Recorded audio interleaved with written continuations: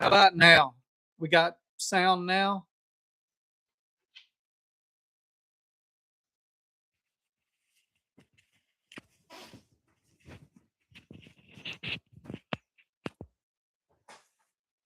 Okay. I don't know why it turned off. Usually, so they're in this case, and usually you pull it out of this and it's on automatically.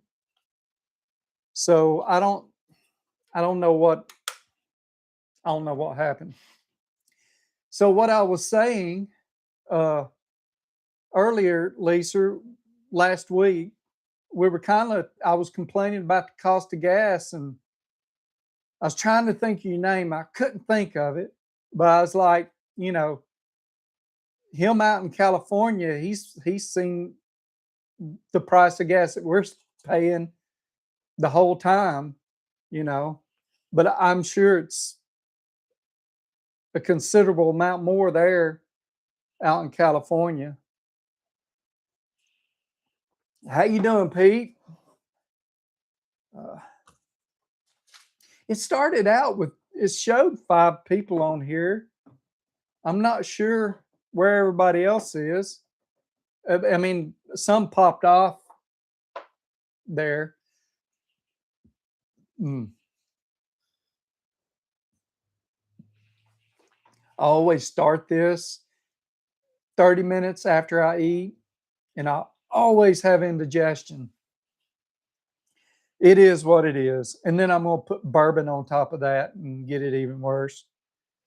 Uh, so remember a few weeks ago, and I even showed it last week, but I was showing it to Papa.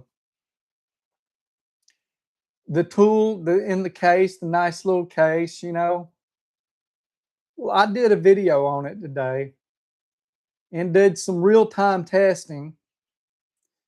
So pretty much y'all will get the same, y'all will get my immediate reaction to what happened when I give you the video. But um that do you see what's wrong with it?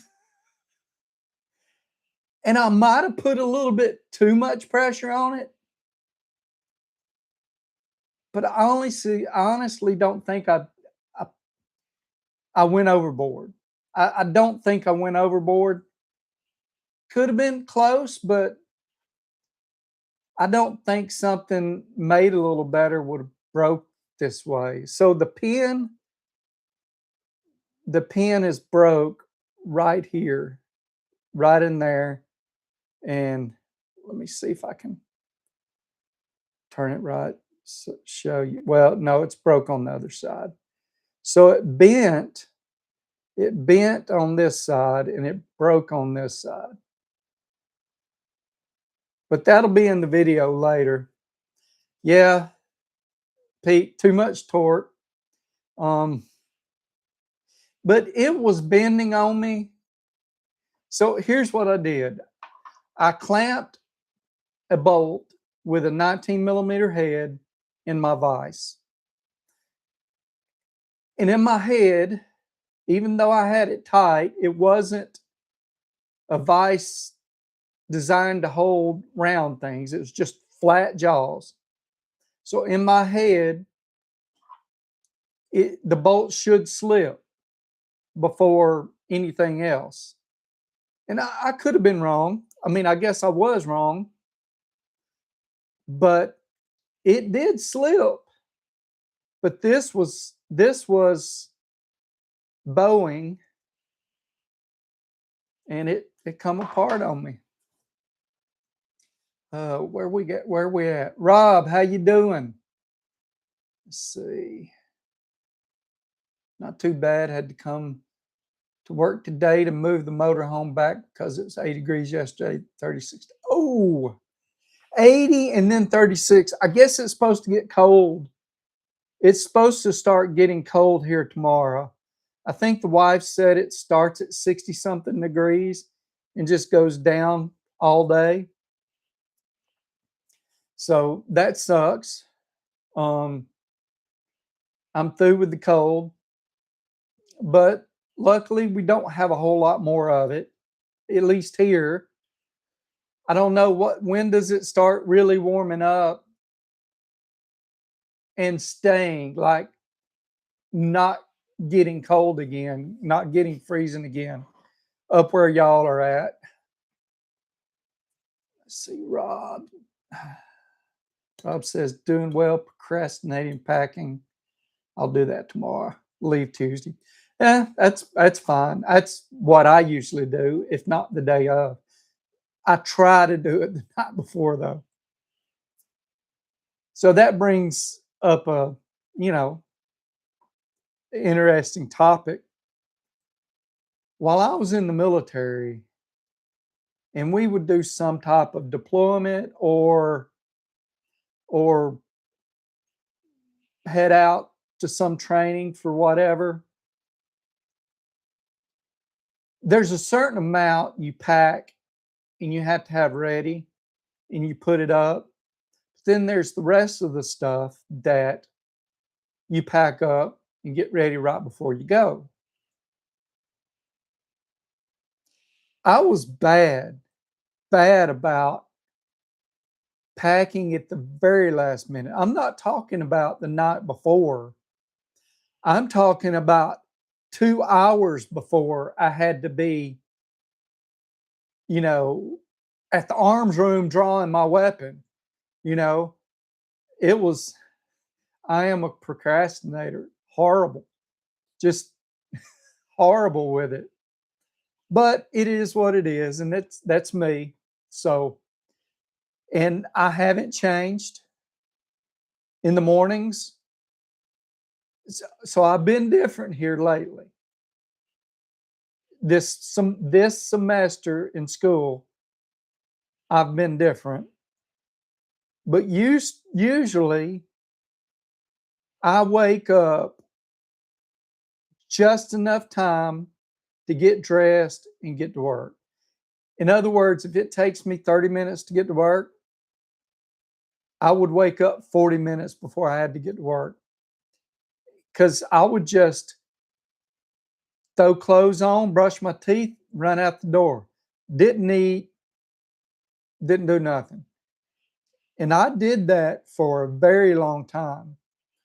And for some reason, this last semester, I guess because it's such a long drive and I gotta eat something, I actually get up in a reasonable time, usually 45 minutes to an hour before I have to go. But that's not normally me. Normally, I wake up, throw some clothes on, brush my teeth, and I'm gone. But yeah. And look, I did it after I got out of the army and I had a civilian job. So my voice don't sound too good, does it? Uh, doing well. We've had nights down in the teens up here in New England in April. Yeah. So here in Kentucky, we're not out of the woods yet. We could still get a snowstorm here, and we've had them in April. My wife said they had one. I want to say she said they had one right before Derby, which is, I think, late April, early May, which is just ridiculous. I told y'all, or did I? Did I tell y'all last week that I'm trying to convince my wife to move to Florida? Like, I've been looking at places to live. I've been looking at places to live, the taxes, whether it's veteran friendly, all this stuff. And we would save a little money in Florida. The cost of living is roughly the same.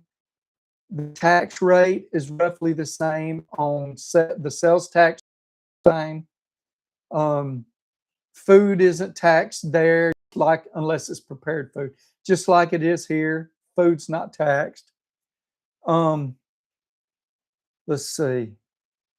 But there's no state tax. There is a state tax here. Of course, my retirement pay doesn't get taxed. But my 401k would, and my Roth, not my Roth, my thrift savings plan, which is military 401k. In Florida, my thrift savings plan wouldn't get taxed.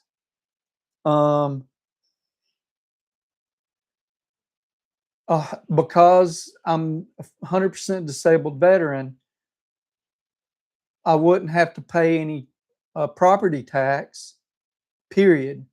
If I wasn't 100% disabled, it would be, the percentage would be up to,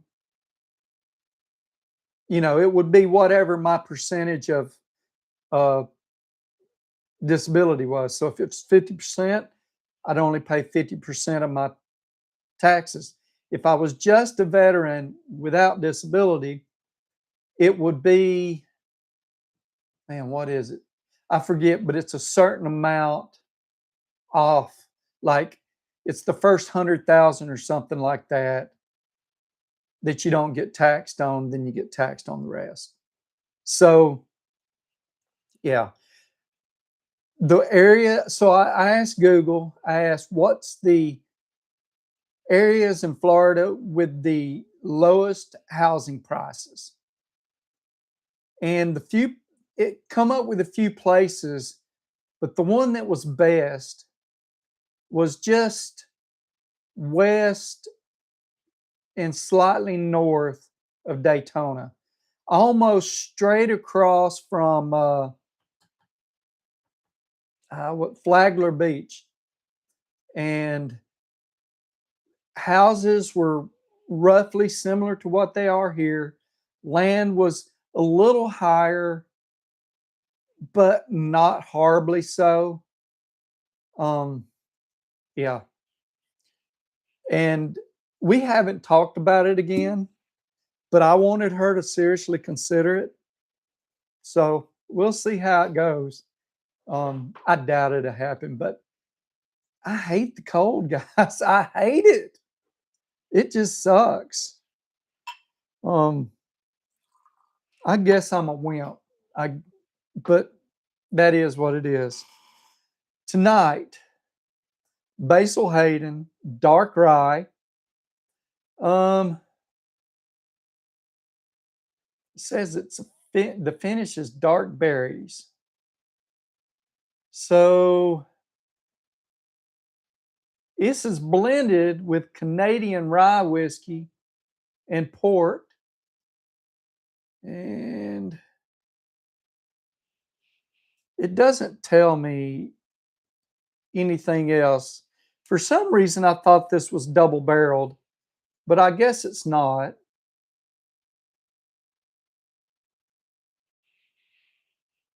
The last time I tried, so this is a Beam. This is a Beam Suntory product. I don't know how you say that, Suntory. Is that I wonder if that's a Japanese deal or I don't know. I don't know. I'll have to look it up and see what it means. It was good last time I tried it, but I think the last time I had it was like 3 years ago in Sturgis, but I could be wrong. My wife bought that for me while we were at Sturgis because I don't think I brought any with me. But it is. It is what it is. Just fought off a wicked sinus cold this entire week. I am dreading that. I'm dreading it because I get one every year. And it's usually May, June when I get mine. I can't remember whether I got mine at that time last year, but on my trip to Sturgis, I got one bad.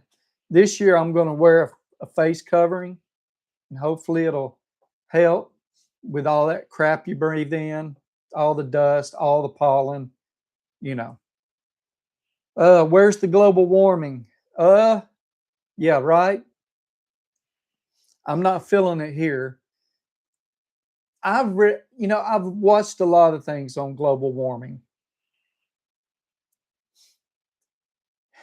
In 2001, I was in a geology class. No, it's about 2002, 2003. And the professor talked about it. I don't know if he's a professor, whatever, the instructor. And he, bottom line, even though everyone was out, they were already starting to talk about global warming. Hell, they were talking about it with Gore, right? That's when it started during the President Clinton Gore days. But this instructor said, listen, the earth is on cycles. And from what I understand, we're still coming down from the last ice age. And another warming up from the last ice age. I don't really remember what the cycle is supposed to be, but bottom line, we'll get to a certain point where we're warm, then we'll start getting colder again, possibly up to and including an ice age. Which we won't see it. Our children won't see it, and our children's children probably won't even see any major cooling. But he said that, you know, it's part of the Earth cycle. Have we affected it a little with our pollution? Maybe. Maybe a degree, 2 degrees, maybe. But we're not going to have enough of an effect on the climate in that respect to kill everything, to ruin it. And if we do, what's going to happen? We're all going to die. The earth will repair itself, and the next group will come through, or whatever. I don't know how to work. That's if you know, I do believe in creationism, but I believe there's also something to, you know, yeah. Or if you have the mind of George Carlin, if you've ever heard his deal on climate change about how this world will just shake us off, there's nothing we're going to do to really mess it up. I honestly think it's more possible we run out of potable water, or we get to a point where we don't have enough potable water, or it's all contaminated and it all has to be decontaminated before we can safely drink it, before we kill the ozone layer and we can't, we burn up, you know. Could be wrong. Maybe, possibly. But anyway, where's global warming? When I pay off my shop, I'm moving to Florida too. Hey, I hear you. Part of me wants to buy the way I want to do it. Part of me wants to buy a piece of land, get septic water and power put on it, take my travel trailer down there, set it up, and build my shop first. And then build the house that we want, exactly how we want it. Don't know what that means. Honestly, I think it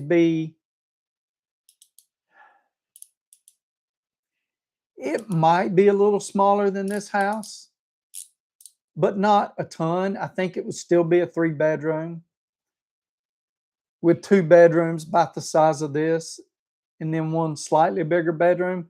But my bedroom is It's the size. This room. So if you imagine this room and another room, plus a regular bathroom in between and closets in between. Well, that's how big my other bedroom is without the closet. And then the closet is like that way and with the bathroom beside it. So it's a huge walk-in closet. Not huge as in it could be a small office, but it's pretty good size. So while the closet's good and it's nice that we have a bigger closet, the room is too big. Not too big, but it's bigger than we need. How about that? In my living room, in all reality, it could serve as a living room and dining room. And what I'm currently using as a dining room, we really don't need.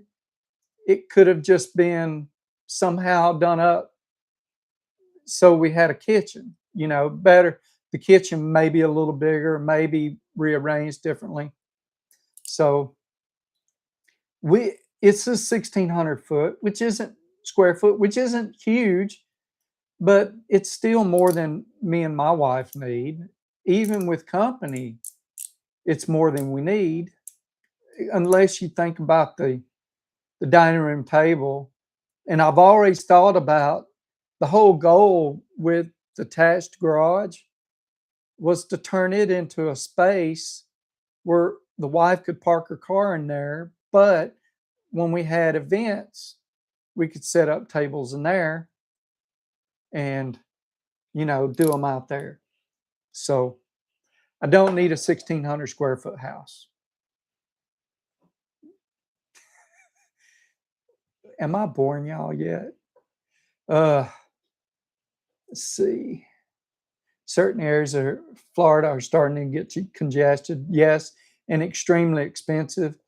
The further south you go and the further toward the coast you go, the more expensive it is.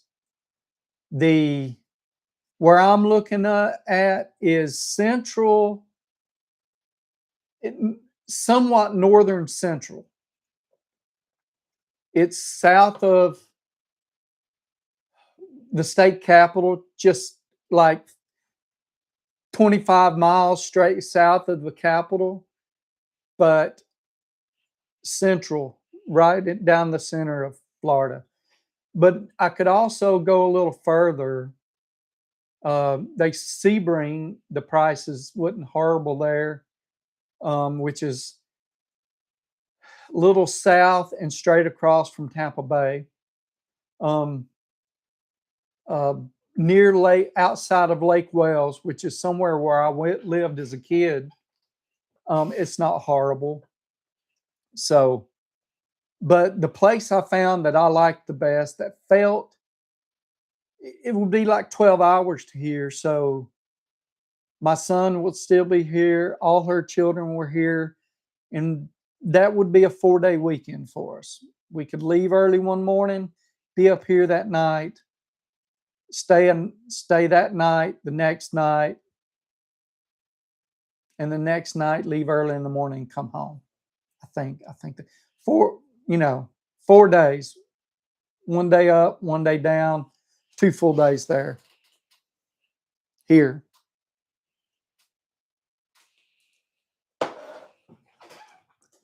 But I don't know.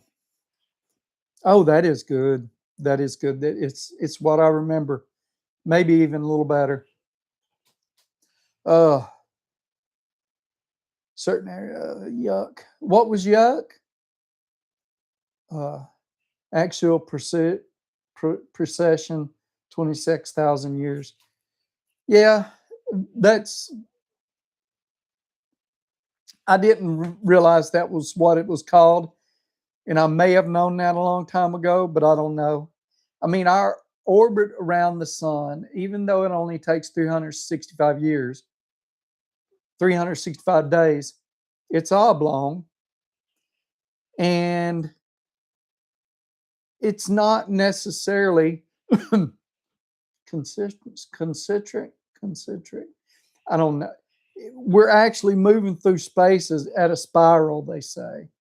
So the way things are doing, the way the Earth axis shifts, all that stuff, yeah, we have our seasons. And the seasons are more than just the four that we know of. There's seasons of major climate change too, but they just last a very long time.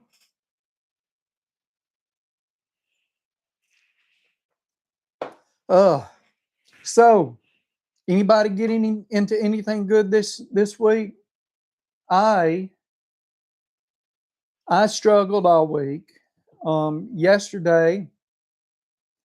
Yesterday I started to go do some recording.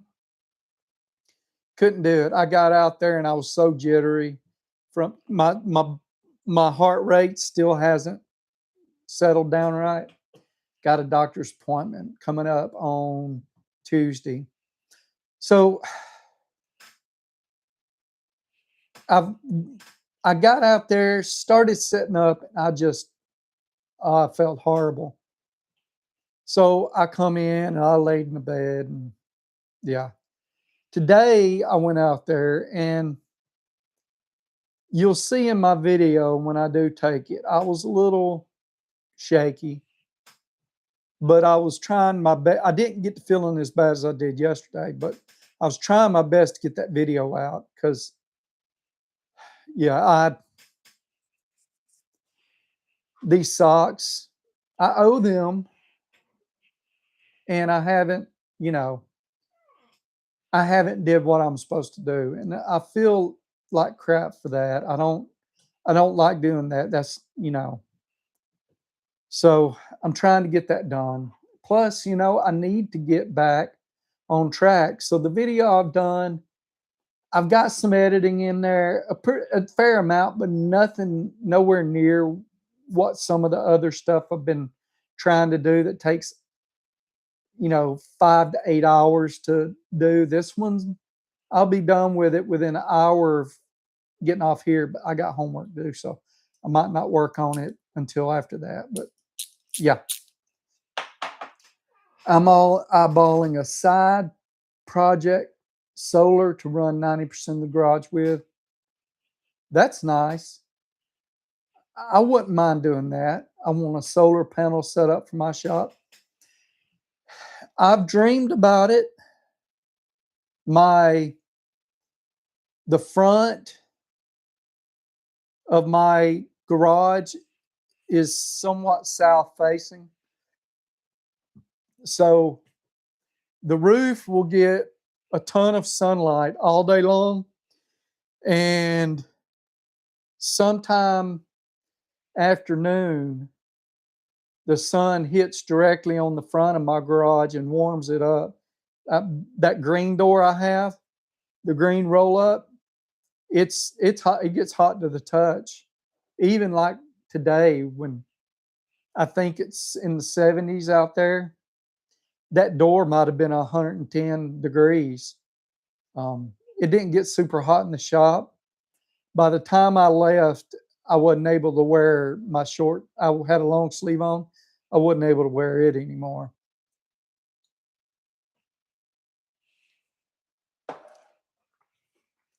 So solar would be good for me. Because I want to do a little bit of prepping. I've always wanted to do solar so that in case crap went down, I'd still have, you know, at least power during the day. And if I had the right battery set up, I'd have, hopefully at least enough to run my refrigerator and lights, at night. Maybe not air conditioner or heat. And that's why I want to get just a simple propane stove put in, nothing that needs electricity, just something simple and, in the wall setup type deal so that we lose power, we can heat the house. the little My Buddy or whatever buddy heater, that's not really meant for indoors in a house, but that's what I have for emergencies. So, and I've had to use it one time and I didn't die. It kept the house reasonable. So there's that. Most looking at is learning the ropes for full house solar. Theoretically, I know what all I need, but I'm a guy that needs hands-on. Yeah, I've got a plan that I wrote out. I don't know where it's at, but it was a plan to be fully self-sufficient within X amount of years, right? This is when I was still in the Army. And I'm past those years and I'm not fully self-sufficient yet. So the goal was minimum of 20 acres. That would be enough to have a few cows, have a significant sized garden, and at least a 2-acre orchard. So that part would end up being those 3 parts plus my house would end up about 10 acres, maybe. And then the rest will be wooded so that I would be able to manage that timber for what I needed it for. And of course, if the world goes to crap, I just go take my timber anywhere I need it, you know. But I had it all planned out. I mean, I had it on paper down to it. And when I say that, I had priced pallets of solar panels, everything I needed, the switches, everything. I don't know what all it needs anymore. And everything I planned is completely outdated because solar technology has come a long way. I don't think it's still cheap enough that it actually pays for itself before you have to replace, or not necessarily replace, but where they've degraded to the point where you have to add to your system, add new ones to your system. It may be right there, it may be close to paying for itself. But the last time I looked into it,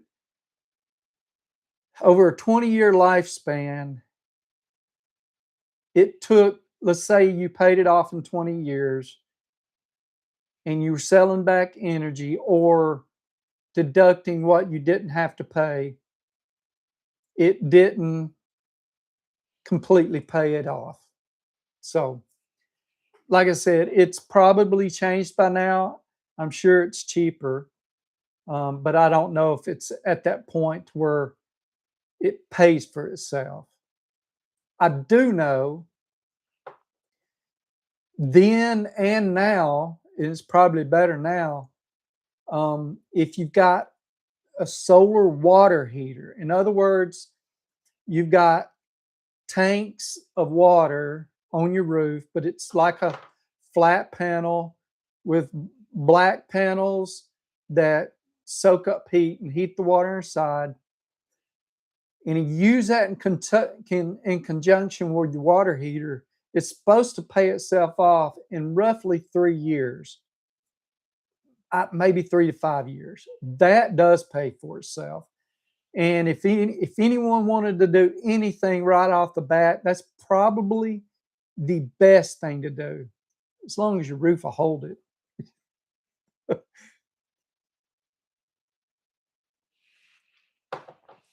Or you could just get redneck like me and paint some 50-gallon drums black and, you know, put them on a big stand way high up so that, you know, the water will feed down. Let's see. I don't know. What do y'all think?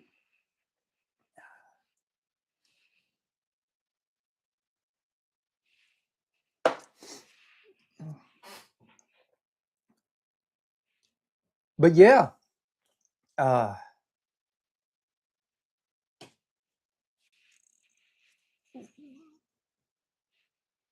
I'm sorry. I had a bit of a brain fart. Trying to think of what comes next. Um, the goal over the next 4 weeks is to get caught up on some videos and at some point get out there and get on that doggone Fairlane. I know, I know. I told stories about last year. I mean, I told stories when I told y'all last year that I was going to get the Fairlane up and running and be in a drag and drive. I ain't going to make that mistake again and promise something, or what is it? New Year's, make a resolution to do something. Um, I do have some significant projects coming up for school, so I got to take that into account. But the goal is to get back on it, and hopefully within next couple of weeks, get back to a video a week, which is reasonable. Um, and I've got plenty of content stuff available. Um, yeah. The next thing I've got to do is put a battery in my Harley. So I guess over the winter, I know I left it unhooked from the tender just a little bit too long, but it did start with me when I first tried to start it up with it out here in the garage, and I moved it from the garage out to the big garage. And I put it on the tender out there. I did unhook it for about a week and then put it back on. Well, I went to fire it up Friday. I think it was Friday. A buddy called and he said they're doing um, the young man that passed away in overseas that's from Kentucky. They were doing his um, funeral funeral procession, and we were going to go park on the side of the road and render honors to him as he come by, and we were going to ride our bikes. Well, I went up out there to crank it, and it was real slow to cranking. It finally fired off, but the check engine light wouldn't go off, and I didn't have any throttle. It would not, I mean, it would raise up about 200 RPM, but that's about it. And that's having it pegged.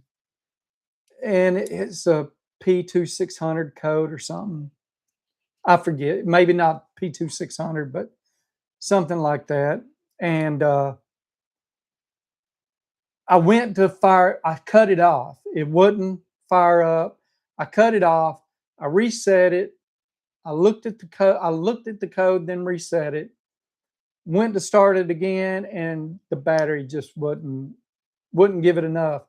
And on older Harleys that were not fuel injected, you could fire them off with very little power, right? Or without full, battery. You could push them off. You cannot, well, I could be wrong, but I've tried multiple times to push off a fuel injected Harley. It ain't having it. It ain't gonna do it. And I think you have to have that initial, I guess it has a code or something. You have to have that initial fuel pump pressure,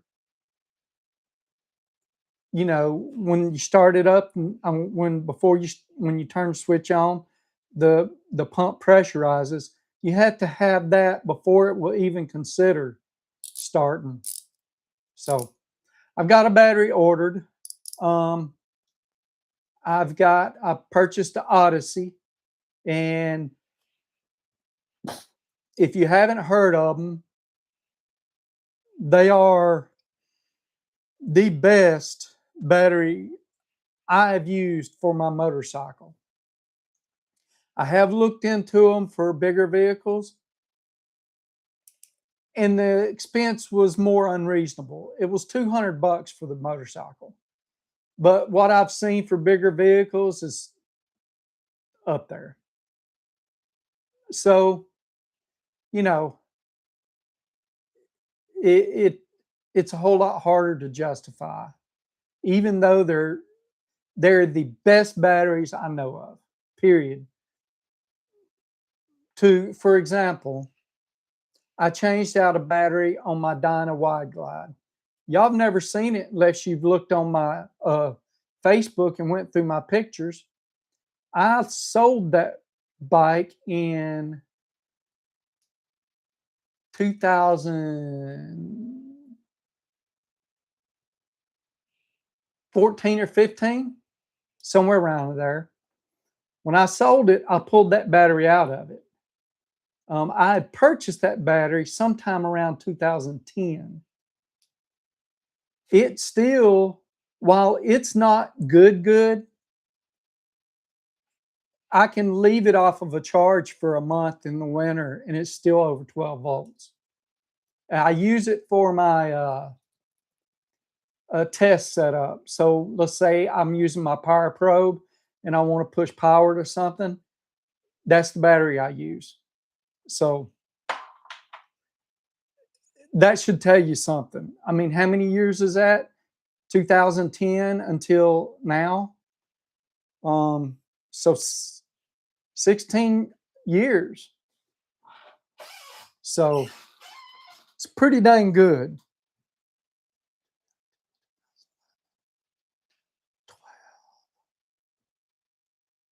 Yeah, 2010, roughly, because I deployed in 2010. It was the winter of 2010 that I replaced, or the, January, February, March time frame. It was after February that I replaced it, because in February I was bringing my battery in, my old battery, into the office and putting it on charge about an hour before I knew I was leaving, and all that. And the last time I rode my bike that year in the winter was February 14th. And I remember it vividly because I froze my butt off on the way home. It was like in the teens, maybe high single digits. And I thought I had winter boots on. I thought I had frostbite on when I got home. So it is what it is. But anyway, that's an unpaid commercial for Odyssey batteries. So if you got a motorcycle, it is worth the extra money, period. Unless you're going lithium, and I'm not ready to go lithium yet. I would like to save the weight, but I'm not ready. Went to take my battery out though, and for some reason right now, I put it on charge overnight and I got it up to 12.6, 12.7. And then I tested it and it read good. I kind of thought about putting it back in, but I've already got a battery ordered, so that's it. But when I went and pulled it out, they're down in this hole and it's extremely tight in there. Like you can barely get your fingers in there on the top of it to pull it out. Either way, from the side or from the ends, super, super tight, and it drops down in under your seat. Now they have a strap in there. It was nylon strap. It's hooked to this side, this side of the battery case compartment, goes over, down into, under the battery, around, and back up, out. So you've got a tag there to pull the battery out. Can anybody guess what happened to me? In the first guess, if it's that little tab fell down in there, that's the wrong guess. So let me know what your guess is, and I'm going to read the comments. Built my own solar water in 12. It's still running at my house. It only works 6 to 8 months of the year, but it cuts my electric bill by a quarter. That's awesome. You need to do a video on that if you haven't already. Uses solar panel outside the house and a second water heater in the basement that I manually switch over. Okay. I push started my old Kawi a few times. Yeah. I have never had, I've got some now, but they're not regular bikes that I use, right? I've got 3 that are not fuel injected. But as far as buying a bike that I ride on a regular basis, I've never had a non-fuel injected bike since I started riding Harleys. My Husky wasn't fuel injected, and I think I rode my dad's Silverwing 500. They don't make Silverwings anymore, and they haven't in a very long time. But back then, it was only about 4 or 5 years old. It was, I'm pretty sure it was carbureted, but yeah. All of my Harleys that I've purchased new have been fuel injected. Started with my 2005 Wide Glide. The next one, I'm pretty sure y'all have seen it. I'm pretty sure I was doing the whole channel back then. I had a 12 or 13 Road Glide. It was the last year they made the Road Glide. The old body style, they skipped a few years and then come out with a new one.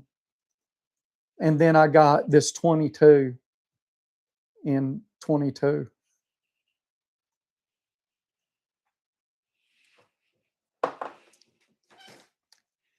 And actually, I'm telling the story. I got a 22, a black 22 before this green 22, and then I got the green one, which I've told the story before, but it was the biggest financial,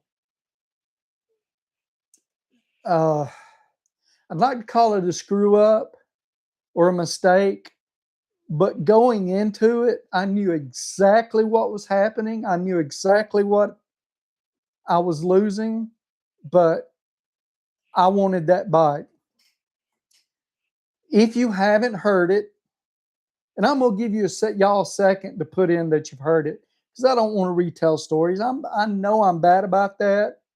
I apologize, but I'm gonna give at least one of you, 2 of you, a second to put in whether you've heard it. If not, I'll tell it. See, push the old Harley. My Suzuki needs a new battery too. Pete, buy Odyssey. And the thing with the Odysseys, even if you let it go too low, it's still hard to kill it. To bring them back to life, they've got there's instructions somewhere on how to bring it back to life if you kill it. And you have to put it on a charger that doesn't have something. I can't remember how to do it. But I've seen it explained somewhere where you can't trickle charge it back up. It's got to have a shot to the system to get it over that hump before you can put it on a slow charge and bring it back up. But you can bring it back from the dead. And that's without using deionizers or something, where you can fix some batteries, but Yeah. I need to look into something like that because I've got some bad batteries that could be brought back. I kind of miss the old days where you were expected to service your battery, where you put, you know, um, distilled water in them and all that. Dad used to take batteries from case. Let's say someone come in, and instead of letting dad diagnose the issue, they would say change the batteries. So when a customer says change the batteries, you change the batteries. If he says, I've got an issue, it won't start, I think it's my batteries, can you look at it and tell me what's wrong with it? You diagnose it. But if a customer tells you to change the batteries, they were expected to change the batteries. And daddy did because, these are big customers. These are, big construction companies and coal mines and all this. So that's what he did. Well, he pulled that battery out. He pulled the acid out of it. He put fresh acid in them, and he would bring them home and use them. And they were good batteries. A lot of times they didn't even need fresh acid. So, but he did that a lot. So I don't know how slow behind we are, but so far no one's told me no on the story. So here's what happened. I went and purchased my bike, the black one, a black 22 Road Glide, exactly like my bike that I've got now, except a different color.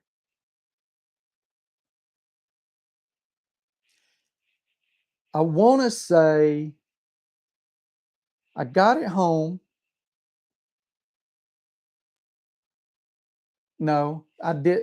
I got it home. I thought I went on a trip with it, but I'm not 100% sure that I went on a trip with it. I might have went on the trip right before I picked it up. I ordered it and picked it up after the trip. So whatever. I don't think I took it on that big trip. Well, big trip. It was from here to Charleston and back. So that was probably the last decent trip the old black Road Glide did. So I bought this new black Road Glide, and there wasn't much to it. I think it was solid black with maybe a pinstripe on it. And I got it home and I noticed a scratch somewhere on it. I can't remember where. It was a pretty good one. Wasn't horrible, but it was enough where I wasn't happy. And so I called up and said, hey, I noticed this scratch. And they said, bring it in. Let's look at it, see if we can fix it. I brought it in, and I'm walking. I pull up to the parking lot, walk through the showroom the long way instead of coming in the front doors. I went through the side doors because I parked on the service side. And I'm walking through there, going to see my salesman who's going to come look at it and help me out. And I seen it. I seen the gray one. And I'm walking through there, and I go to my salesman. We're walking back. We're going to go look at it. And I pointed at that bike. I said, if y'all had had that there when I bought my other one, that's the one I bought. And he said, we can sell it to you. I said, no, you're going to kill me with the price. I'm going to lose. And he said, well, let's run the numbers and see what it is. So once I decided to let him go ahead and run the numbers, I was 70%, 50 to 70% going to buy it, right? But there was certain things I was going to lose money on it, period. What I wasn't going to do is lose everything, right? Because when I traded, I was far from upside down. Like I was 3,000-4,000 to the good after they added a 4-year extended warranty, unlimited miles, and 4-year road hazard. In other words, no matter what happens to my wheel or tire, they replaced it, period. They would prorate the tire after a certain tread depth. But so I was about 4,000 under after all that. They started running the numbers and they were trying to sell it to me somewhere around, I can't remember the exact price, but essentially I was losing every bit of my whatever it's called, every bit of my extra I had into it or difference. Plus, on top, they wanted me to buy a new warranty, both of the warranties. They wouldn't, they said I had to call and get a refund on the other two. And while the price, I wasn't happy with the price, I dug in like crazy on doing the whole deal with warranty. They were going, I was not leaving there on that bike if they didn't A, transfer everything that I'd put on the new one, the other one, onto my new one, and B, transfer that warranty, those warranties at no cost to me. And I put my foot down and I was there 8 hours. And that was after they had run the numbers multiple times before they got to the point where my only real deal was the warranty. And they transferred it, or I wouldn't be on the Green Road Glide Envy. So there's the story. Biggest financial, mistake I've ever made. No, not biggest financial, but I went into it knowing I was losing money. But, you see a million black ones, but the green one, I've seen a couple, but yeah, I mean, that's like going to Sturgis, if you don't see at least one, and I want to do one thing to it to make it different. I want to do scallops. I don't know if you know what a scallop is, but old style hot rods, they had the lines that would come out to a point. Let's see, it's not a flame, but it's sort of in that vein. So you got one that comes out to a point, it goes back in, goes out to a longer point, goes back in, comes into that short point again and goes out. Sort of. So what I wanted was scallops.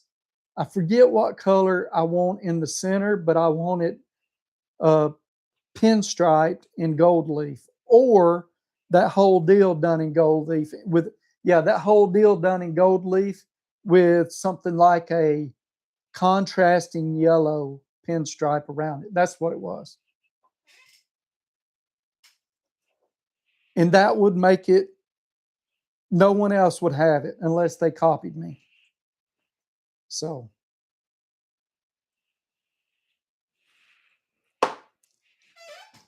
I just never have done it. Yeah, I could get some vinyl decals, but it's hard to get that gold leaf look. And that gold leaf look is really what I'm after. It's just, if you've ever seen one done right, man, they look good. I've got a million biker mags that, well, not a million, but I do have a few hundred, probably getting close to 1,000.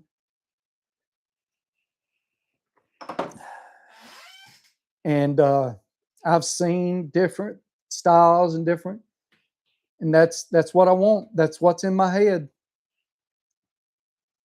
Uh, get some vinyl decals and scallops. Yeah, gold leaf is the main one done right. Yeah, and vinyl is a big deal now, and it's, I don't know. I might try that because I could put that on myself. I'll see. I'll call up a few places, see if they can do me some vinyl scallops. And I don't know. We'll see. Uh, living in Arizona, late 90s, it was all candy apple paint out there on the hot rods, then some with gold leaf. Yeah, candy apple is a big deal. On my black shovel head, which if you've seen some of my videos, the one that's permanently parked on my motorcycle lift, that is a black, it ain't a Road Glide, it's a Tour Glide, which is the granddaddy of the Road Glide. It's a 80 or 81 Tour Glide. That one I want to do base black with a blue pearl ghost flames, like over it, the the clear blue pearl ghost flames over the black, and then of course, you know, clear coat over the top, or however it's done nowadays. I'm guessing the two stage isn't what they're doing anymore. You know, base coat, clear coat, but I don't know. I don't know anything about paint. So that's what I want to do with it.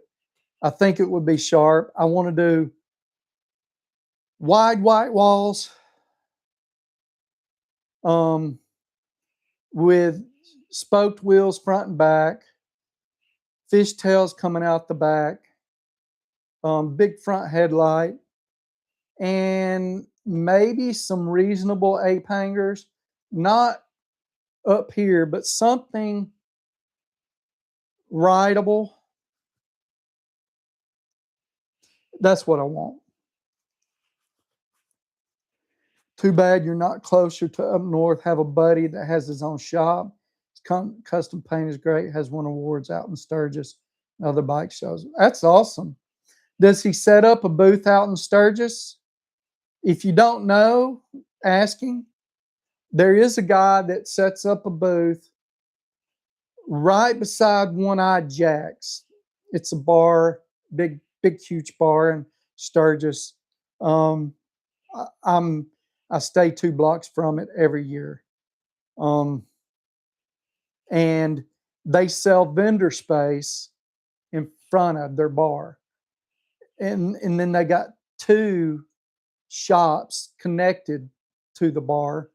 And this is huge. I think it's a 3-story deal. Balconies all over the place. It's a big bar. And it's that, man, it is, they get your money big time. So if you don't mind, Ron, ask him. And if that is your buddy that sets up there, I might give him a holler when I get out there, because I have talked to that guy.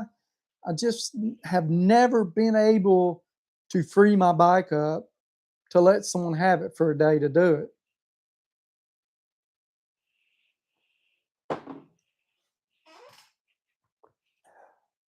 No, he doesn't set up booths that I know of, but he brings bikes out to show. Big Customs, Gilby Street Department in River Falls, Wisconsin.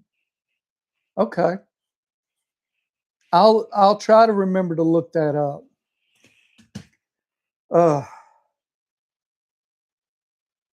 well, unless y'all got something, I think I'm run out. That's about all that's about all I can run my mouth tonight. I've I've uh, he's also a member of the Hamsters. Wow. If so, if you don't know, the Hamsters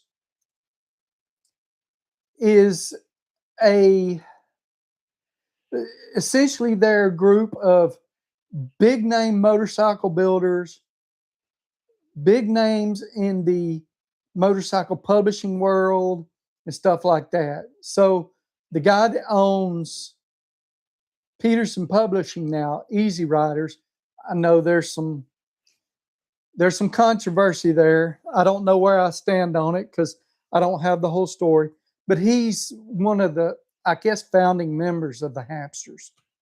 And I think it was kind of a either a nod or you know to to the motorcycle uh, clubs, the big ones. So it was either a nod to them or uh, you know making fun of in sort of a way without making fun of. Yeah, Arlen Ness is one of the founders. Maybe Rick Fairless is in it. Just yeah, yeah. The Hamsters, I know all about them. And um, what is his name? Ball, Keith Ball, Keith Ball. He owns Peterson Publishing now, which owns Easy Rider, In the Wind, Biker Magazine, the Easy Rider motorcycle shows. He bought it lock, stock, and barrel. And he also has a museum downtown Main Street. I think it's like Main Street. It might be Lozelle, but one of those is the main drag. One of them is the highway through town, which is super busy, and you could call it the main drag, but where all the bikes park and all the real the major the most goes on is down what I'm gonna call Main Street. Um, so yeah. Uh, have a great night, everyone. Um, see you in a couple of weeks, Rob. Have a have a safe trip. Have a straight SIF or something. I don't know what I was trying to say. And y'all take care. Have a great week and have a great night. And I will see y'all again. And if nothing happens, y'all will be seeing a video from me in the next day or two. Yeah. Thank y'all. Have a good night. I'll see y'all in the next one.